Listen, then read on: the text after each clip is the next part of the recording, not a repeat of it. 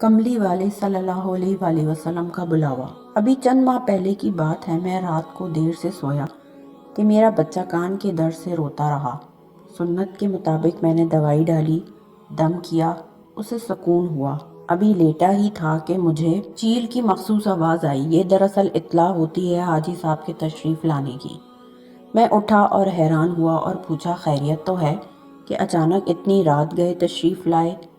تو فرمانے لگے کہ کملی والے محمد صلی اللہ علیہ وآلہ وسلم کی طرف سے آپ کو، مجھے اور صحابی بابا کو مدینہ حاضری کا حکم ہوا ہے۔ میں اٹھا، وضو کیا، کپڑے بدلے، خوشبو لگائی، خالص حضور اقدس صلی اللہ علیہ وآلہ وسلم کے جوتے کی طرز کا بنا ہوا ہے وہ پہنا اور ان حضرات کے ساتھ چل پڑا۔ میرے سرانے چھوٹا کلاک پڑا ہوتا ہے، وہ بھول کر جلدی میں کسی طرح جیب میں دوسرے سامان کے ساتھ آ گیا۔ جب رات کے وقت میں حرمین شریفین کی طرف سلام پڑھنے کے لیے گیا تو مجھے 18 منٹ گھر سے نکلے ہوئے ہو گئے تھے۔ تو وہاں میں نے کچھ دیر مراقبہ کیا، لازوال مناظر دیکھے، پھر جنت البقیع کے قبرستان گئے، تقریباً پونے 2 گھنٹے وہاں رہے، پھر ہم واپس آئے۔ گھر آ کر 2 نفل پڑھ کر میں لیٹ گیا۔ درود شریف اور صحابی جن بابا کے ذاتی مشاہدات۔ ایک بار صحابی بابا نے فرمایا کہ میں مدینہ منورہ میں اس وقت جب عباسی حکومت کا دور تھا زیارت رسول صلی اللہ علیہ وآلہ وسلم کرنے گیا۔ جب وہاں پہنچا اس وقت مسجد نبوی شریف کے امام شیخ واسع شریف اللہ رحمت اللہ علیہ تھے اور مسجد مٹی کی اینٹوں سے بنی تھی اور اس پر چھت تھی، اچھی اور خوبصورت بنائی گئی تھی۔ میں انسانی شکل میں شیخ واسع شریف اللہ رحمت اللہ سے ہمیشہ ملاقات کرتا تھا۔ شیخ واسع لمبی عمر کے بڑے بزرگ اور وقت کے امام الحدیث القرآن تھے۔ ان کی قرأت بہت خوبصورت تھی۔ ان کی آواز اتنی اونچی تھی کہ جمعے کے دن مسجد نبوی صلی اللہ علیہ وآلہ وسلم، گورنر مدینہ اور سارے عوام یعنی دیہاتوں کے بدو بھی جمعہ پڑھنے آتے، لیکن شیخ واضح کو کبھی بھی مکبر کی ضرورت پیش نہ آتی۔ ان کی صلاحیت کا یہ عالم تھا کہ وہ دن رات یہ درود شریف اللہم صلی علی محمد کما تحب و ترضی لہ 70,000 مرتبہ پڑھ لیتے تھے۔ اللہ تعالیٰ نے ان کے ہر وقت میں برکت عطا کی تھی۔ مذکورہ درود شریف کا کمال۔ صحابی بابا مزید فرمانے لگے کہ میں نے آنکھوں سے ان کے بے شمار کرامات دیکھی ہیں۔ ایک بار ایک شخص مسجد نبوی شریف صلی اللہ علیہ وآلہ وسلم میں نماز پڑھنے آیا۔ بارش ہوئی، چونکہ کمرے کے علاوہ باقی صحن اور ہر جگہ مٹی کا فرش تھا، کیچڑ کی وجہ سے وہ پھسلا اور اس کی ران کے ساتھ کولے کی ہڈی ٹوٹ گئی۔ ہڈی ٹوٹنے کی آواز کئی لوگوں نے سنی، پھر کیا تھا کہ اس کی پکار، چیخیں اور فریادیں تھیں۔ ہر شخص اس کو زمین سے اٹھانے کی کوشش کر رہا تھا، لیکن اس کا توازن برقرار نہ رہ سکا۔ وہ کوشش کرتا لیکن پھر گر جاتا۔ شیخ وسیع رحمت اللہ علیہ کو اطلاع دی گئی۔ وہ عصا ٹیکتے اپنے حجرے سے باہر آئے اور میں نے ان کے ہونٹوں کو حرکت میں دیکھا۔ آتے ہی پھونکا، ہاتھ بڑھایا اور فرمانے لگے، اللہ کے حکم سے اٹھ۔ چلتا ہوا شخص پل بھر میں تندرست ہو گیا اور شیخ کا ہاتھ پکڑ کر سیدھا کھڑا ہو گیا۔ چونکہ ہڈی ٹوٹ کر گوشت کو چیرتی ہوئی باہر نکل آئی تھی اور بہت سارا خون پھیل چکا تھا، صحابی بابا نے لمبا سانس لیا اور ہلکی مسکراہٹ کے ساتھ فرمانے لگے کہ میں نے دیکھا کہ زخم مل گیا اور ہڈی جڑ گئی اور وہ شخص بالکل تندرست چلنے لگا۔ صرف اس کے کپڑوں اور زمین پر خون لگا جسے بعد میں دھو دیا گیا۔ چونکہ شیخ واسع رحمت اللہ علیہ مجھ سے محبت کرتے تھے، میں نے پوچھا کہ شیخ یہ آپ نے کیا پڑھ کر پھونکا؟ فرمانے لگے، درود شریف بیٹھا پڑھ رہا تھا، چلانے اور چیخنے کی آواز آئی، بس وہی درود پڑھ کر پھونک دیا۔ اس کے پھونکتے ہی اس کی ہڈی اور گوشت جڑ گیا، زخم کا نشان تک نہ رہا۔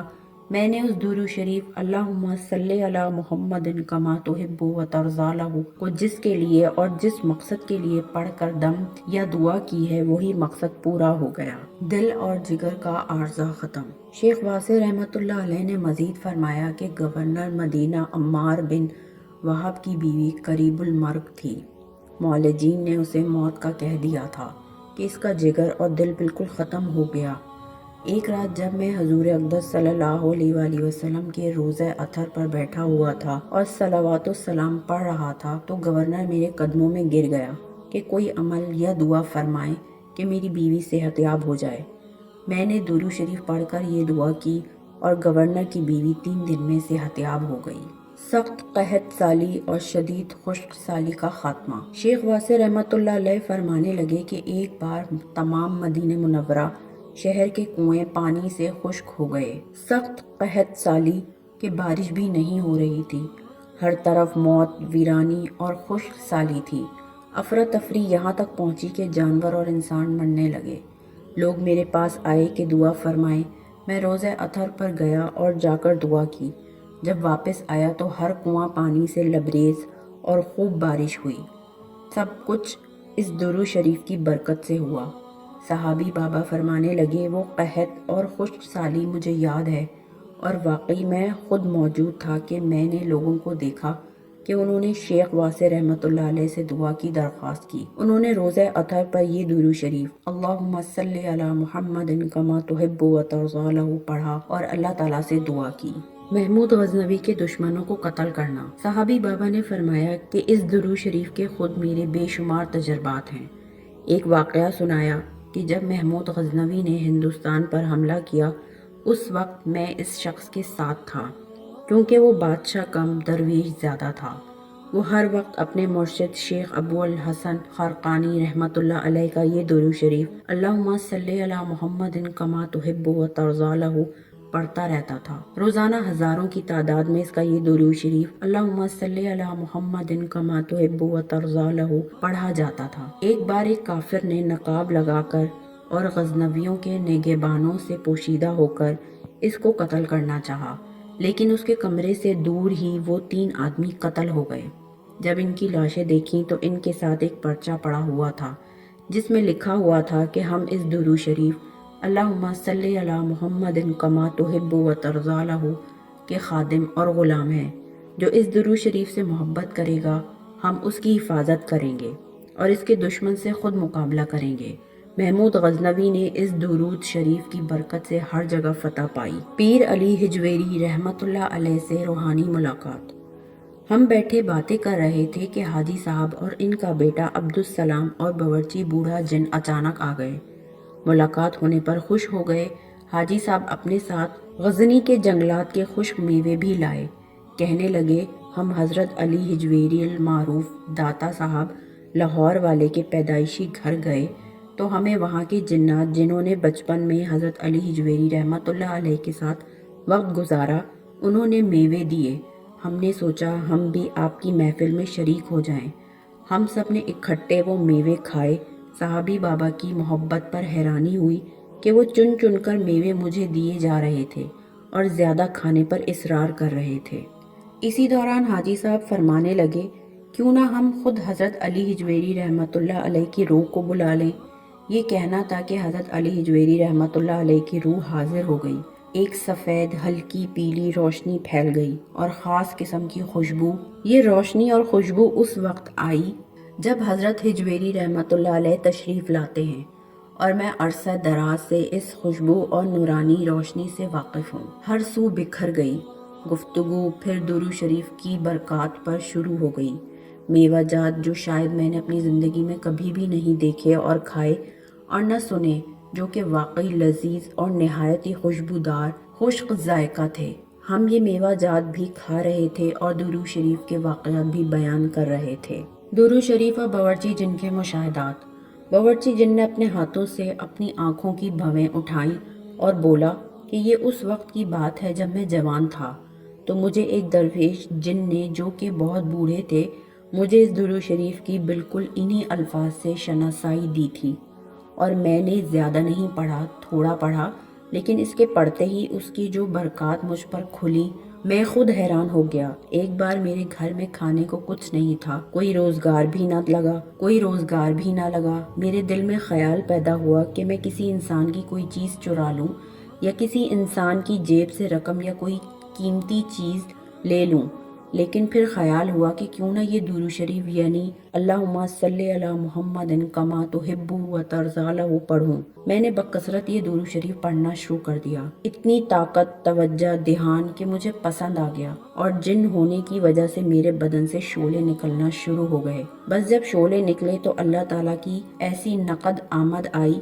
کہ خود میری عقل حیران تھی کہ مجھے پہلی دفعہ اپنی جوانی میں اس کا احساس ہوا کہ درود شریف میں ایسا کمال، ایسی برکات اور ایسے ثمرات ہیں، آج تک میں نے اس درود شریف کو نہیں چھوڑا۔ نیشا پور کا پریشان حال، صالح مسلمان۔ باورچی جن نے ایک واقعہ اور سنایا کہ نیشا پور میں ایک صالح مسلمان کو پریشان حال دیکھا۔ عیالدار بچے بہت زیادہ تھے، روزگار کی کمی، پھر ایک شریر اور شیطان جن نے اس کے گھر کے حالات اور بگاڑے ہوئے تھے۔ میں ایک سائل بن کر اس کے دروازے پر گیا، صدا لگائی۔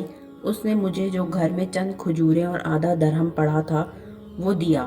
میں نے اسے نصیحت کی کہ دن رات یہ درود شریف اور انہی الفاظ کے ساتھ بیٹھ کر پڑھو، بلکہ سارا گھر پڑھے، تجھے اللہ تعالیٰ بہت رزق، عزت اور کمال عطا فرمائے گا۔ وہ رو پڑے کہ اتنا بھی نہیں کہ گھر میں کچھ کھا سکیں، ہمارے بڑے بزرگ اور درویش تھے، لیکن یہ حالات ہم پر آ پڑے ہیں، کسی سے اظہار خیال نہیں کر سکتے۔ میں نے وہ آدھا درہم اور کھجور واپس کر دیے اور کہا کہ میں تو آپ خدمت کے لیے آیا ہوں۔ کچھ عرصے کے بعد میں نے اس کے گھر کے اندر رزق اور نعمتوں کی وہ وسعت دیکھی جو کمال سے باہر ہے۔ مذکورہ درود شریف اور سورہ بقرہ کا خاص عمل۔ پھر باورچی جن سانس لینے کے لیے رکے تو عبدالسلام نے بتایا کہ مجھے عبداللطیف جن اور ان کا تذکرہ کرتے ہوئے اپنے والد حاجی صاحب کی طرف دیکھا۔ انہوں نے فرمایا ہاں میں اسے جانتا ہوں۔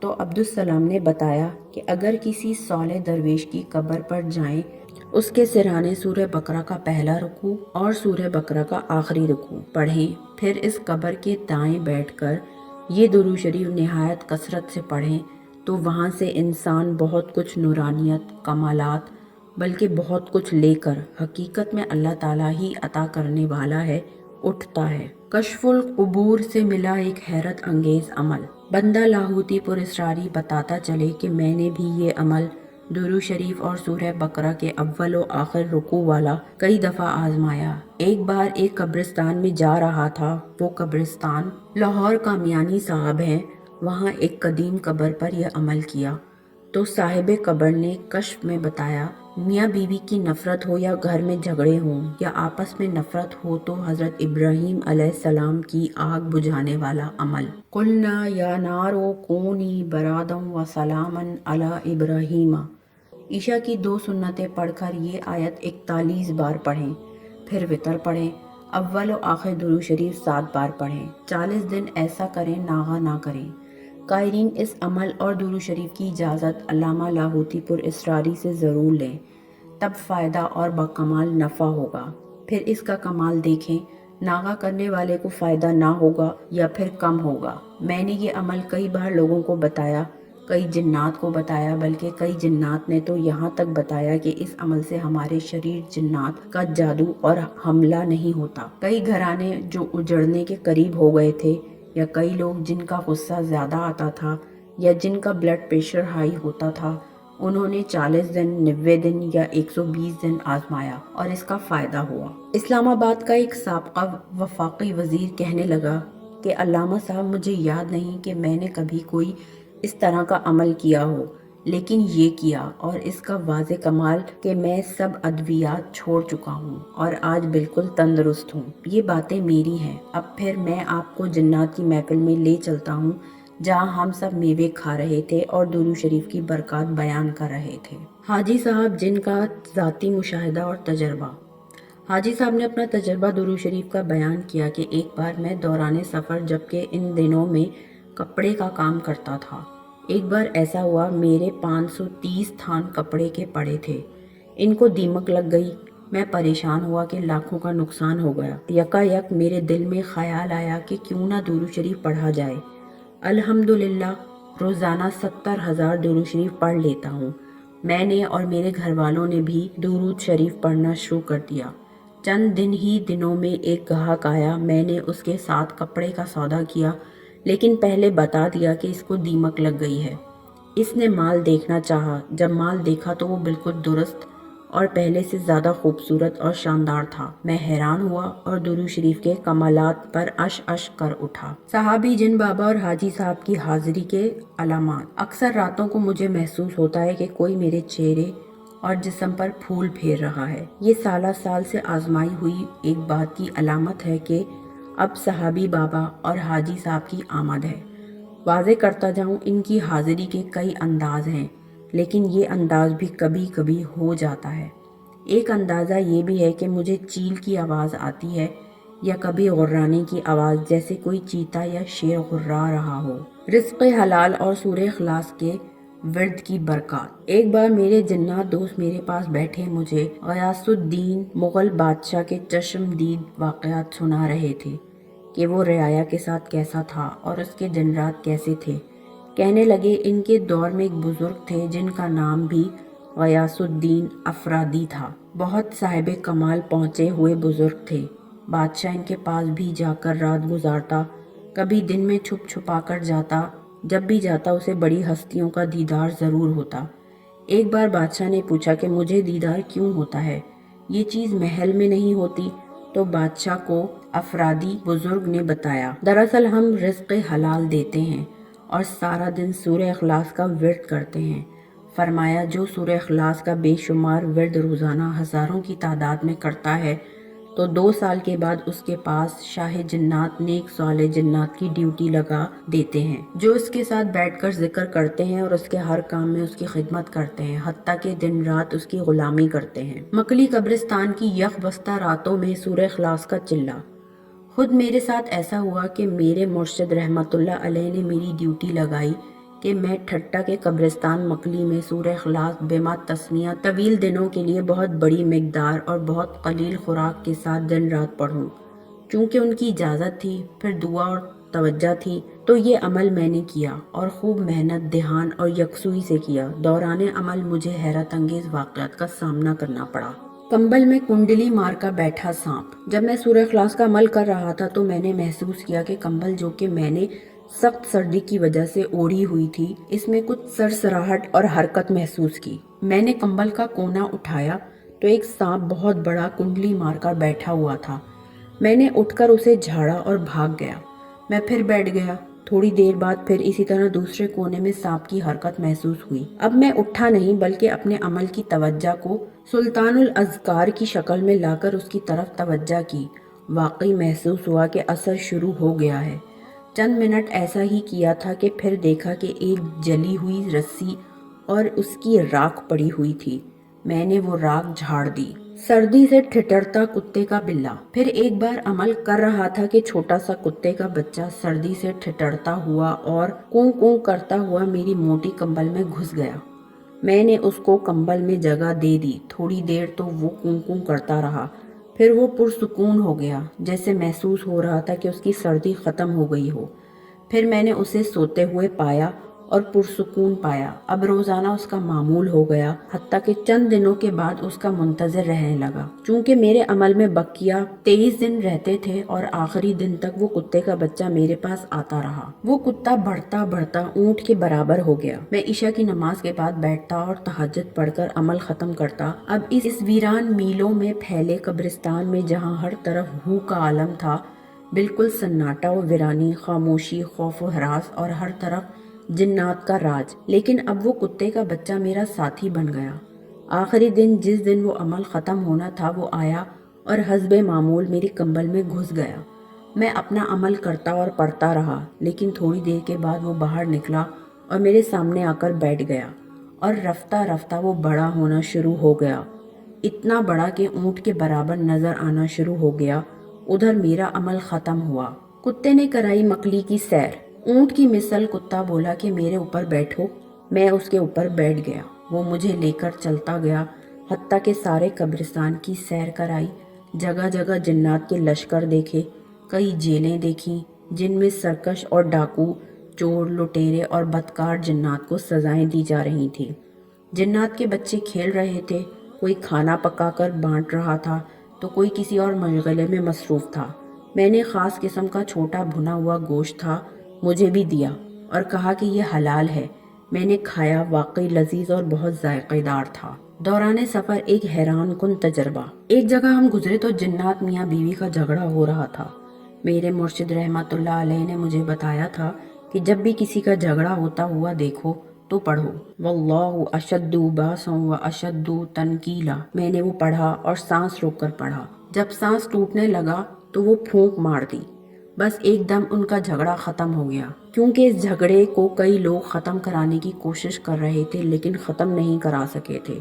इसलिए एक शख्स दरमियानी उम्र का मेरी तरफ मुतवज्जा हुआ, लोगों से मुराद जिन्नात पड़ोसी, और कहा कि तूने क्या पढ़ा है? मैंने कहा कि ये आयत कहा कि मुझे भी इजाज़त दे दें। मैंने कहा कि नामालूम तू इसको गलत इस्तेमाल कर ले या दुरुस्त, क्योंकि इस आयत के बेशुमार फ़वाइद हैं। कहने लगा, मैं बिल्कुल दुरुस्त इस्तेमाल करूँगा, बल्कि इसके बदले में आपको एक और अमल दूंगा जिसका आपको अनोखा फ़ायदा होगा कि जिसकी लड़कियां पैदा होती हों या बे औलाद हो वो ये अमल करे, इंशाल्लाह लड़का पैदा होगा और बे औलाद कभी महरूम नहीं रहेगा। और अगर किसी की शादी ना हो रही हो, वो ये अमल करे तो इसकी शादी हो जाएगी। और भी उसके फ़वाइद बताए। मुसलमान थे, कहने लगे, मैंने बड़े बड़े उलमा बुजुर्गान की खिदमत की है। हरात अफ़गानिस्तान के जदीद उलमा, बगदाद के बुजुर्गान, ऊच शरीफ के बुजुर्गान, सिंध के बुजुर्गान, दिल्ली के फ़ुक़रा, मदीना के मुहद्दिस बुजुर्गों की भरपूर खिदमत की है और इनके लाजवाल मोती लिए हैं। इस अमल के बदले वो मोती आपको दूंगा, क्योंकि बहुत अरसे से इनका झगड़ा हो रहा था। और वो कहने लगा, हमारे यहाँ झगड़ा जब होता है तो इसकी आग हर जगह फैल जाती है। मैं चूँकि इनका पड़ोसी हूँ और ख़ुद मेरी इबादत और मुराक़बे में खलल होता है, मैंने अपने अमल और तरीक़े कई आजमाए, लेकिन मैं नाकाम रहा। आपके तरीके ने इनका झगड़ा ख़त्म कर दिया और नफ़रत की आग मोहब्बत में बदल गई। लिहाजा ये अमल लेने के लिए आपको सारे अमल जो मैंने सदियों की मेहनत से हासिल किए हैं वो देने को तैयार हूँ।